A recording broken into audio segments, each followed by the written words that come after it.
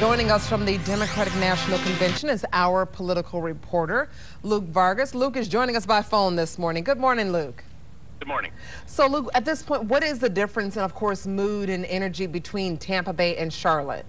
It's a very different energy. Even though it poured rain yesterday evening, there's still a carnival atmosphere in Charlotte. There was as was mentioned in that last report, Carolina Fest, which was showing off the city, showing off the wares of the Carolinas, and a lot of progressive causes also brought booths over there to advertise their message. But the difference in energy is very clear. Whereas in Tampa, everyone was talking about how we need to humanize Mitt Romney. Here, I think it's about contextualizing Barack Obama within the progressive movement. They're trying to show off, even if you don't maybe love Barack Obama, there's so many other things that people might like about the Democratic Party, and that's what I think the whole festival was about yesterday, is bringing out people who all had the Democratic spirit, if you will.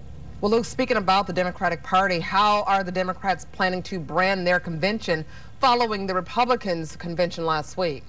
Well, the Republicans in Tampa branded themselves as the convention without walls.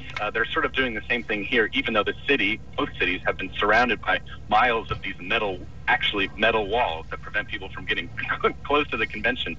But here there are some differences. The Democrats are saying that they're proud of their platform, they're proud of their political platform, so they'll be giving every delegate on their seat when they arrive in the arena tonight a paper copy of the Democratic Party platform so that they can see it. There are no hidden policies that aren't going to be available for the public. So that's a branding difference that I think is certainly that the Democrats are trying to promote. Well, interesting. I'm curious to know, will the focus be on policies? Will it be on the economy? Will it be on jobs? Will it be on the president? Or will they kind of avoid talking about the president?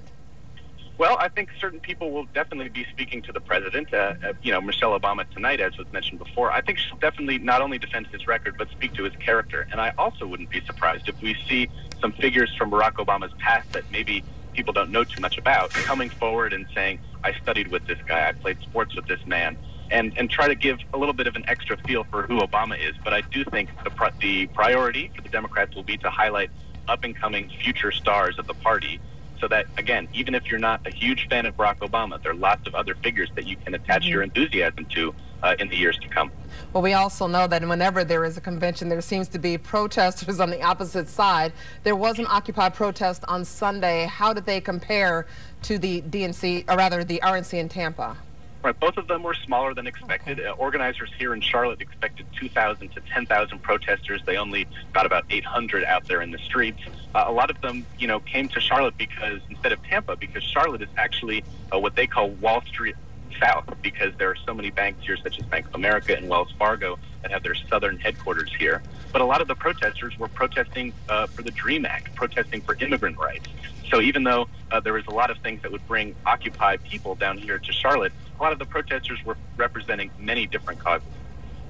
Okay, thank you so much. That's Luke Vargas. He's our political reporter joining us this morning with what's going to happen tonight at the DNC. It's a big night. Thank you so much, Luke. Take care.